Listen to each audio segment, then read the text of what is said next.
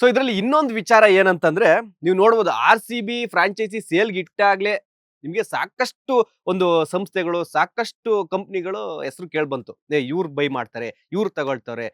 ಅಂದ್ರೆ ತುಂಬಾ ದೊಡ್ಡ ದೊಡ್ಡ ಕಂಪ್ನಿಗಳ ನೇಮ್ ಆಗಿರ್ಬೋದು, ದೊಡ್ಡ ದೊಡ್ಡ ವ್ಯಕ್ತಿಗಳ ನೇಮ್ ಕೂಡ ಕೇಳ್ಪಡ್ತು. ಸೊ ಅದ್ರಲ್ಲಿ ರೇಸಲ್ಲಿ ಇದ್ದವ್ರು ಯಾರು, ಯಾವ ಫೈನಲ್ ಎಲ್ಲಿ ತನಕ ಬಂದ್ರು, ಮತ್ತೆ ಯಾಕೆ ಬೈ ಮಾಡ್ಲಿಲ್ಲ ಅನ್ನೋದು ಕೂಡ ಇಂಪಾರ್ಟೆಂಟ್ ಆಗುತ್ತೆ. ಅದನ್ನು ಕೂಡ ಹೇಳ್ತೀನಿ ಯಾರ್ಯಾರಿದ್ರು ಅಂತ. ಮಣಿಪಾಲ್ ಆಸ್ಪತ್ರೆ ಸಮೂಹಗಳ ಡಾಕ್ಟರ್ ರಂಜನ್ ಅವರ ನೇತೃತ್ವದ ಒಕ್ಕೂಟ, ಅಂದ್ರೆ ಅವರೊಂದು ಗ್ರೂಪ್ ಎಲ್ಲ ಸೇರ್ಕೊಂಡು, ಮಣಿಪಾಲ್ ಆಸ್ಪತ್ರೆ ಸಮೂಹಗಳದ ಗ್ರೂಪ್ ಒಂದು ಸೇರ್ಕೊಂಡು ಅವರು ಕೂಡ RCB ಫ್ರಾಂಚೈಸಿಯನ್ನ ಖರೀದಿ ಮಾಡೋ ಬಿಡ್ ಅಲ್ಲಿ ಅವರು ಕೂಡ ರೇಸ್ ಅಲ್ಲಿ ಇದ್ರು. ಬಟ್ ಕಾರಣಾಂತರಗಳಿಂದ ಅವರೊಂದು ಬಿಡ್ ಏನೇ ಇರುತ್ತಲ್ಲ, ಅವ್ರದೊಂದು ಪ್ರೈಸ್ ಇರುತ್ತೆ, ಅವ್ರದೊಂದು ಅಮೌಂಟ್ ಬಿಡ್ ಪ್ರೈಸ್ ಇರುತ್ತೆ. ಸೊ ಅದು ಎರಡು ಮ್ಯಾಚ್ ಆಗ್ಲಿಲ್ಲ. ಸೊ ಅವ್ರು ಕೂಡ ರೇಸ್ ಇಂದ ಹಿಂದೆ ಸೇರಿತಾರೆ. ಅದು ಕೂಡ ಕನ್ನಡಿಗರು ಹೇಳ್ತಾ ಇದ್ರು, ಕನ್ನಡಿಗರು ಬೈ ಮಾಡಿದ್ರೆ ಚೆನ್ನಾಗಿರುತ್ತೆ. RCB ಯಾವತ್ತಿದ್ರು ಕನ್ನಡಿಗರ ಒಂದು ಕೈಯಲ್ಲಿ ಇರಬೇಕು.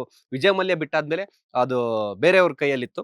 ಸೊ ಫೈನಲಿ ಕನ್ನಡಿಗರ ಕೈಗೆ ಬಂದ್ರೆ ಚೆನ್ನಾಗಿರುತ್ತೆ, ಒಂದು ಕನ್ನಡದ ಅದ್ರಲ್ಲಿ ಕಂಪಿರುತ್ತೆ ಅನ್ನೋ ತರ ಎಲ್ಲಾ ಫ್ಯಾನ್ಸ್ ಹೇಳ್ತಾ ಇದ್ರು.